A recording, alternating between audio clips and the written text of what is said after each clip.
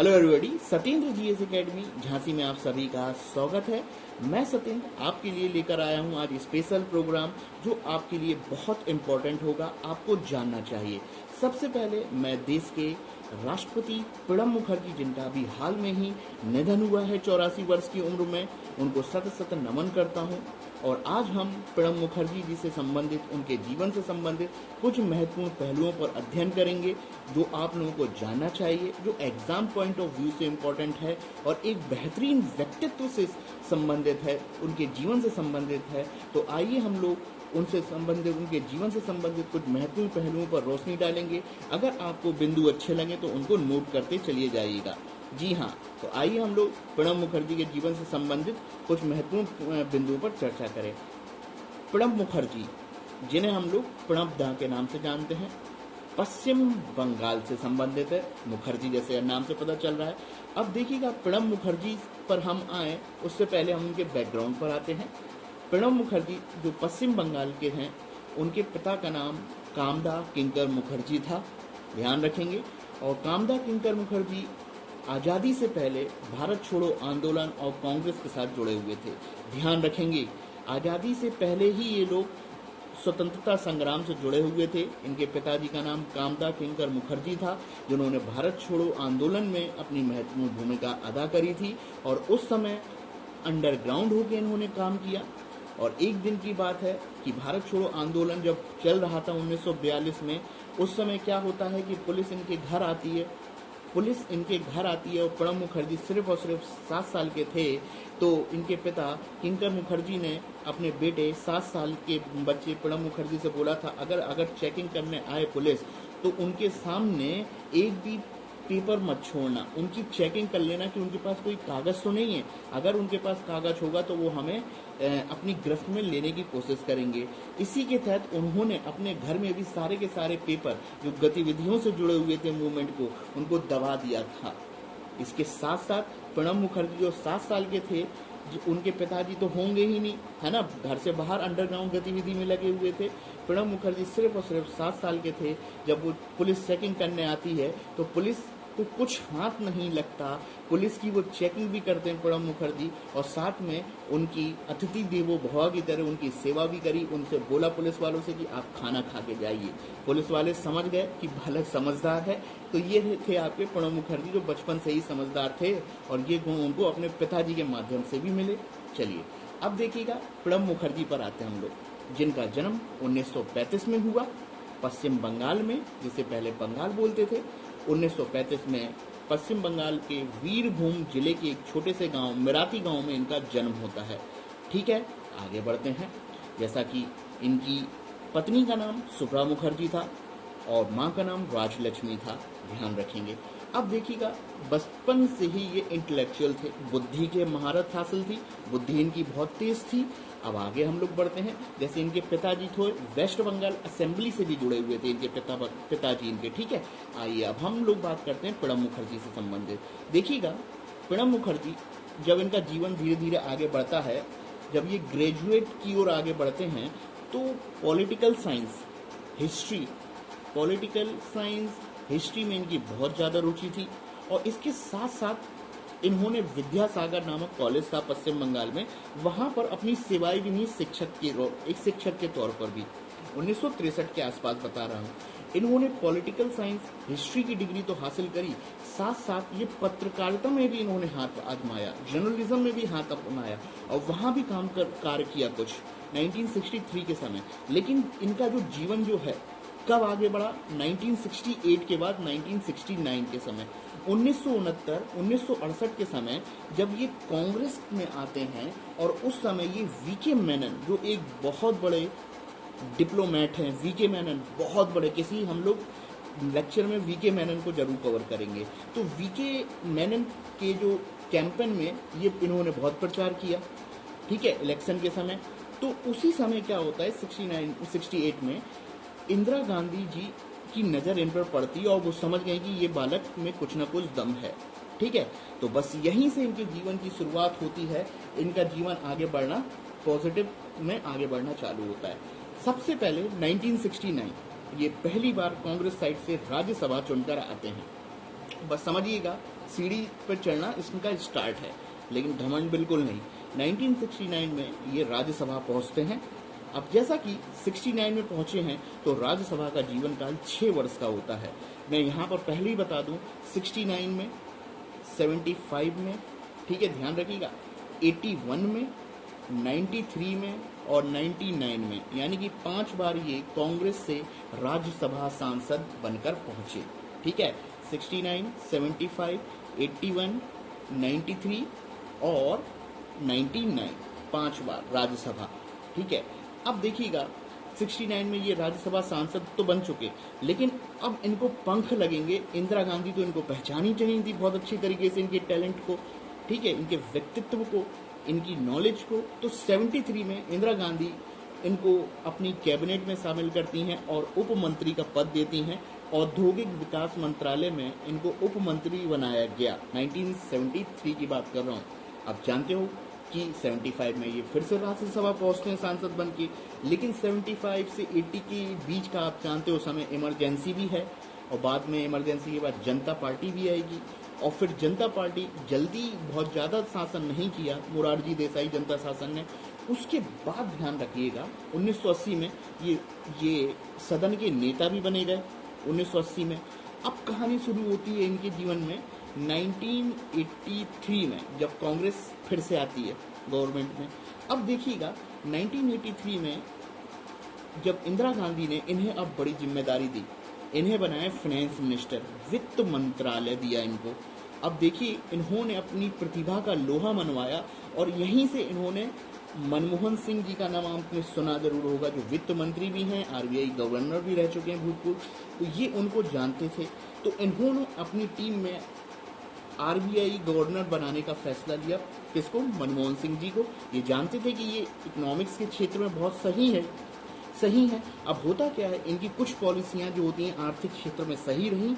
1984 में इन्हें विश्व का सबसे बेहतर वित्त मंत्री घोषित किया गया, वर्ल्ड का सबसे बेहतरीन। ध्यान रखिएगा 1984 की बात कर रहा हूँ, इतनी बात होती है। अब ध्यान से देखिए 1984 का समय, यानी कि ये वो समय है जब इंदिरा गांधी की हत्या कर दी जाएगी। अब इंदिरा गांधी की हत्या हो गई, अब यानी कि पूरी तरीके से कांग्रेस में सन्नाटा सा है कि अब क्या करें। उनके पुत्र राजीव गांधी, अब होता क्या है कि राजीव गांधी जो थे वो प्रणब मुखर्जी के पास आए, क्योंकि उस समय प्रणब मुखर्जी जी का कद बढ़ चुका था। राजीव गांधी पूछते हैं कि अब आगे की प्रक्रिया क्या है, क्या संविधान कहता है, क्या आज्ञा देता हमारा संविधान कि अब क्या किया जाए। तो प्रणब मुखर्जी जो सबसे ज्यादा सीनियर थे, कद्दावर नेता भी बन चुके थे उस समय और महान व्यक्तित्व भी, वो बोलते हैं कि पार्टी का वो व्यक्ति जो सबसे ज्यादा अनुभवी है, सबसे ज्यादा जिसके पास एक्सपीरियंस है, उसको प्रधानमंत्री पद ऑफर किया जाना चाहिए। राजीव गांधी को उन्होंने बताया प्रणब दा ने। अब लेकिन क्या होता है कि उसी समय प्रणब मुखर्जी को पीएम नहीं बनाया गया। ठीक है, ध्यान रखिएगा, ज्ञानी जैल सिंह उस समय राष्ट्रपति थे। अब होता क्या है कि धीरे धीरे प्रणब मुखर्जी और राजीव गांधी के बीच की दूरियां जो हैं वो बढ़ती नजर आएंगी आपको यहाँ पर, और प्रणब मुखर्जी जी का जो होता है कद जो होता है धीरे धीरे कम होता जाएगा, और सेंटर पॉलिटिक्स में आएंगे आपके राजीव गांधी। तो यानी कि 1983 के बाद 90 तक प्रणब मुखर्जी जी के पास कोई भी कांग्रेस में पद नहीं था। यहाँ तक कि इतनी दूरियां बढ़ गई राजीव गांधी से कि इनको पार्टी से भी निष्कासित किया गया। किसको? प्रणब मुखर्जी जी को। और बाद में अलग होकर इन्होंने राष्ट्रीय समाजवादी कांग्रेस नामक पार्टी भी बनाई प्रणब मुखर्जी ने।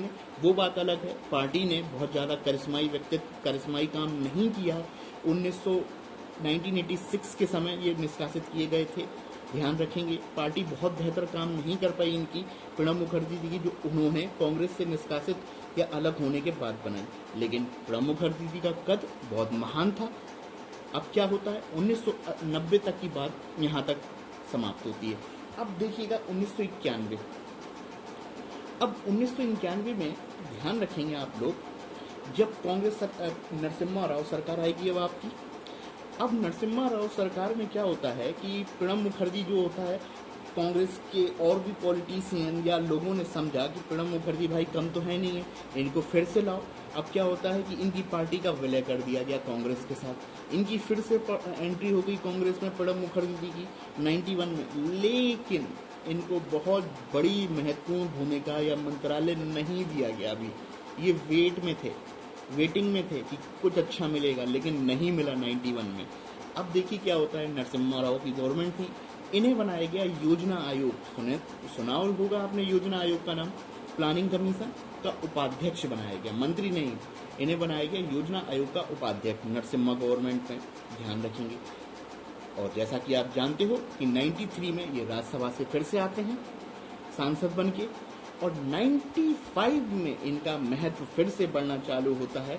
लोगों ने बताया, थोड़ी गलतफहमियां दूर होती गई धीरे धीरे, ठीक है, जो पहले बनी हुई थी, क्योंकि इन्होंने इंदिरा गांधी के लिए बहुत काम किया, उनके बहुत विश्वसनीय थे आपके, उनकी किचन कैबिनेट तक में उन शामिल थे, इमरजेंसी तक में उन्होंने इनका साथ दिया था इंदिरा गांधी का। किसने? प्रणब मुखर्जी ने। तो धीरे धीरे चीजें सही होती गई। 95 में इनके पास आता है विदेश मंत्रालय, इन्हें विदेश मंत्री बनाया गया। ध्यान रखेंगे आगे चल के कांग्रेस में सोनिया गांधी की भी एंट्री होगी और इनका कद धीरे धीरे आपका बढ़ता जाएगा। किसका? प्रणब मुखर्जी जी का। अब थोड़ा सा आगे बढ़ते हैं, 93 हो गया, 99 ध्यान में रखना है, आखिरी बार राज्यसभा सांसद, ठीक है, 5वीं बार बने हैं आपके। अब हम लोग आगे बढ़ते हैं। अब ये बीच की पॉलिटिक्स है जो आपकी 96, 99 गठबंधन राजनीति, बीजेपी की एंट्री 2004 तक। असली कहानी 2004 ध्यान में रखना है। 2004 इसलिए इम्पोर्टेंट है कि 2004 में कांग्रेस गठबंधन सरकार में आता है, जिसे हम लोग यूपीए के नाम से जानते हैं, यूनाइटेड प्रोग्रेसिव अलायंस या संयुक्त प्रगतिशील गठबंधन। ये गठबंधन जो जिसमें कांग्रेस सबसे बड़ा दल है, यूपीए। 2004 में बीजेपी के जाने के बाद सरकार में आई आपकी यूपीए, और इस यूपीए प्रथम में प्रणब मुखर्जी जी को एक बड़ी जिम्मेदारी दी गई। ध्यान रखेंगे, बहुत इंपॉर्टेंट है 2004 में। और 2004 ही वो समय है जब प्रणब मुखर्जी पहली बार लोकसभा से सांसद बन के आए, ठीक है, ध्यान रखेंगे, पहली बार लोकसभा से सांसद बनकर आए 2004 में। अब क्या होता है कि 2004 में इन्हें रक्षा मंत्री की भी बनाया गया, और फिर इनको रक्षा मंत्री बनाया। अब धीरे धीरे रक्षा मंत्री, विदेश मंत्री यहाँ पर थे। अब असली कहानी होती है 2007 में मंदी का दौर आता है, और 2009 में आपको पता होगा कि कांग्रेस फिर से आई थी, और 2009 से 2012 के बीच में इन्होंने वित्त मंत्रालय का पद जो इनको दोबारा प्राप्त हुआ, यूपीए 2 गवर्नमेंट में इनको वित्त मंत्रालय का पद मिला। इन्होंने अपने करिश्माई व्यक्तित्व और वित्त मंत्रालय में महत्वपूर्ण भूमिका एज अ फाइनेंस मिनिस्टर निभाई, और इन्हें एशिया का सर्वश्रेष्ठ वित्त मंत्री भी घोषित किया गया, ठीक है, और 1984 में तो किया ही गया था। 2009 से 2012 में प्रणब मुखर्जी जी का बहुत बड़ा योगदान रहा है वित्त मंत्री के रूप में, ठीक है, ध्यान रखेंगे आप लोग। और जैसा कि पता हो कि मनमोहन सिंह जो एक पीएम के साथ साथ आपके आर्थिक नीतियों के लिए बहुत अच्छे रूप जाने जाते हैं आपके, ठीक है, ध्यान रखेंगे। 2009 से 2012 में इनको बनाया गया सर्वश्रेष्ठ वित्त मंत्री एशिया का। आप धीरे धीरे प्रणब मुखर्जी का कद बढ़ा जा रहा है। अभी वर्तमान में आपने देखा होगा प्रणब मुखर्जी जी को 2019 का भारत रत्न भी मिला गया। बहुत इंपॉर्टेंट बात है। 2019 में 3 लोगों को, प्रणब मुखर्जी को, भूपेन हजारिका को और नानाजी देशमुख को, 3 लोगों को संयुक्त रूप से भारत रत्न दिया गया। भारत रत्न वही रत्न है जो देश का सर्वश्रेष्ठ पुरस्कार, नागरिक सम्मान माना जाता है, ठीक है, जिसमें एक पुरस्कार दिया जाता है जो पीपल के पत्ते के रूप में डिजाइन किया जाता है, ठीक है, और प्रशस्ति पत्र तो दिए ही जाते हैं, ध्यान रखेंगे। ये बात थी प्रणब मुखर्जी जी से संबंधित। इनको पद्म विभूषण भी प्राप्त है 2008 में, सर्वश्रेष्ठ सांसद पुरस्कार भी 1997 में प्राप्त है, और वित्त मंत्रालय विश्व का सर्वश्रेष्ठ वित्त मंत्री भी प्राप्त है 1984 में, और 2009 से 2012 में भी इन्होंने वित्त मंत्री एशिया का सर्वश्रेष्ठ खिताब जीता था। तो ये प्रणब मुखर्जी जी के जीवन से संबंधित कुछ महत्वपूर्ण बातें थी जो इनके जीवन में उतार चढ़ाव दोनों देखने में आए, लेकिन ये डटे रहे ग्राउंड पे। एक से एक महत्वपूर्ण उपलब्धियां इन्होंने अपने जीवन में हासिल करी, और वित्त मंत्रालय के रूप में तो वित्त मंत्री के रूप में तो बेहतरीन आपका जी। 50 वर्ष की राजनीति है भाई, छोटी मोटी राजनीति नहीं, 50 वर्ष की राजनीति। और अल्टीमेट 2012 का वो समय था जब ये भारत के 13वें राष्ट्रपति बने, 2012 से 17 तक 13वें राष्ट्रपति। ये एग्जाम के लिए इम्पोर्टेंट है कि प्रणब मुखर्जी जो राष्ट्रपति थे वो किस नंबर के थे, 13वें, 2012 से 17। 12 से पहले आपकी थी आपकी प्रतिभा देवी सिंह पाटिल, ध्यान में रखेंगे 2012 से 17। और वर्तमान में कौन है, कोविंद जी आपके, ठीक है, ध्यान रखेंगे। अब ये कुछ महत्वपूर्ण बातें थी प्रणब मुखर्जी के जीवन से संबंधित। आशा करता हूँ कुछ ना कुछ आप लोग इनसे जरूर सीखेंगे। बहुत इम्पोर्टेंट योगदान इन्होंने अपने जीवन में दिया। तो ये आज का हमारा लेक्चर था, आपने सुना होगा। अगर पसंद आ जाए तो लाइक कर दीजिएगा, शेयर कर दीजिएगा और सब्सक्राइब भी कर सकते हैं आप लोग। सब्सक्राइब करेंगे तो मुझे मोटिवेशन मिलेगा ताकि मैं और बेहतर लेक्चर, और जल्दी हम लोग बोर्ड पे भी सामने आएंगे। ये एक शुरुआत है, मिशन में साथ दीजिए, धीरे धीरे कारवा बढ़ता जाएगा आपके सहयोग से। जल्दी मिलते हैं आप लोगों के साथ नेक्स्ट लेक्चर में। ये पॉइंट्स जो होते हैं आप जरूर नोट करते चलेंगे। आशा करता हूँ कि ये पॉइंट जो हैं एग्जाम पॉइंट ऑफ व्यू से भी इम्पोर्टेंट है, तो इन सबको आप नोट करते चलेंगे। धन्यवाद।